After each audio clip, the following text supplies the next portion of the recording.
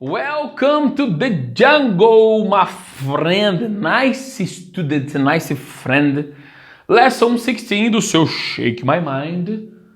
Conditional verbs mais o if. Cara, verbos condicionais. É até legal lembrar de verbos, conditional verbs, mas não a aplicação. Quando você vai falar alguma coisa, você não pensa nesse ambiente. If, vamos primeiro aqui. O que significa if? Significa se, não é?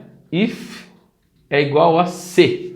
Se isso acontecer, se eu pudesse, se eu conseguisse, se eu tivesse, né? Ele dá essa intenção de uma condição. Se não chover, eu irei até tal lugar. Se eu tivesse mais grana, eu compraria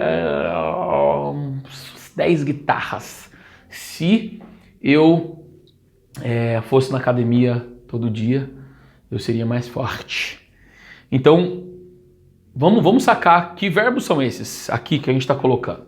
Basicamente são 3. Could, should, would. Fala aí comigo. Could, should, would. Could, should, would. É tudo com U. Could, should, would. Vamos primeiro de could aí. Por que a gente vai aprender esse cara? Primeiro é entender quem é ele. Quem é o could? Could ninguém mais é do que o passado do can. Cara, could é o passado do can. Can é poder. Naturalmente o could vai ter essa tradução de poder no passado. Olha só que legal. Para que é indicado esse could aí? Ele é usado para indicar habilidade e permissão no passado. Claro, se o can é usado para indicar capacidade e habilidade no presente, o could vai ser usado para indicar isso no passado. Qual a tradução dele em português? Olha, lê aí, ó. Pode, pude, podia e poderia. Olha quantas traduções em um cara só. Perguntinha. What could you do if you were 10 years old? O que você poderia fazer se você tivesse 10 anos de idade? What could you do if you were 10 years old? What could you do? O que você poderia fazer se você tivesse? Na letra A você vai colocar aí, você vai dar a continuação, você vai colocar se eu tivesse, if I were, tanana, se eu tivesse 10 anos de idade, eu poderia, e logo aqui vem o verbo, porque esse cara é um verbo modal também, não é? Se ele é o passado do can, então ele é um verbo modal. Então, se eu tivesse 10 anos de idade, eu poderia, sei lá, andar de bike o dia inteiro. Eu poderia empinar pipa sei lá, em algum clube, o clube do SESI. Se eu tivesse 10 anos de idade, eu poderia brincar o dia inteiro. Enfim, você vai colocar o que você quiser no A, no B e no C. O ponto é, o could vai gerar esse ambiente de pode, podia, poderia e... pude, podia e poderia, certo? Should. Should já estava lá na lição dos Transformers. Cara, a tradução dele você sabe que é o deveria. E olha o sentido que ele está dando aí, ó. Usado para expressar obrigação, dever e probabilidade. Só coloca uma coisinha no comecinho aí que ele é o passado do verbo shall. Should é o passado do verbo shall. Olha que interessante, shall, should, né? Então se o shall indica um conselho, uma sugestão, o should ele vem aí, ó, obrigação, dever e probabilidade. E você pode usar também como esse conselho, cara, você deveria fazer tal coisa, você deveria comprar um não sei o quê. Então ele também entra um pouco nesse ambiente de dar um conselho. Apesar daqui ele estar sendo usado como obrigação, dever e probabilidade, vamos entender aqui, ó, em que sentido que é uma obrigação, um dever e uma probabilidade. Ó a perguntinha. If you were a cop, what should you do for the society? Se você fosse um cop, o que é o cop? É o policial, não é? Lembra do RoboCop? Se você fosse um policial, what should you do? O que você deveria fazer? Should you do? Deveria fazer pela sociedade. Cara, se você fosse um policial, o que você deveria fazer pela sociedade? Aí você vai aí na letra A. If I were a cop, se eu fosse um policial, I should Aí o verbo. Eu deveria proteger, eu deveria zelar, eu deveria ajudar, eu deveria combater, eu deveria enfrentar, eu deveria... o que você quiser colocar. Aí está o sentido da obrigação e do dever, né? E como probabilidade também. Eu deveria fazer isso, mas não quer dizer que eu vá fazer. Então, esse é o ambiente que ele coloca esse como deveria, tá? Você, como estudante de inglês, deveria vir à escola todas as aulas, vir em todas as aulas. Então, é um ambiente de obrigação, de dever, mas também de possibilidade, cara. Pode ser que aconteça ou não. Yes? Would. Vamos na última parte aí. Would é o passado de quem? Você já sabe, não sabe?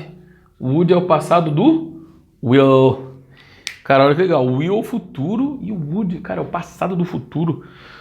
Eu acho que é meio que futuro do pretérito quando a gente usa o would. E ele tem uma abreviação, olha que legal. Quando você vai falar I would ou you would, pro I você vai colocar apóstrofe D, então vai ficar I'd.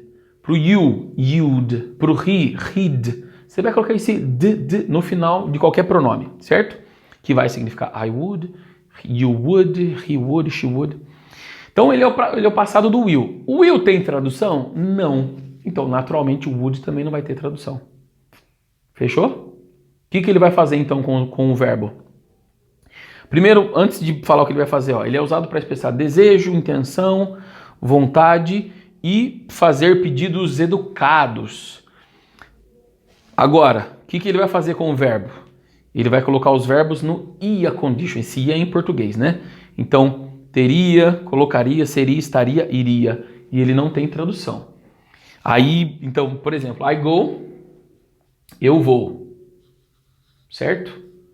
I would go, eu iria. Você vai colocar o would antes de qualquer verbo e ele vai fazer isso.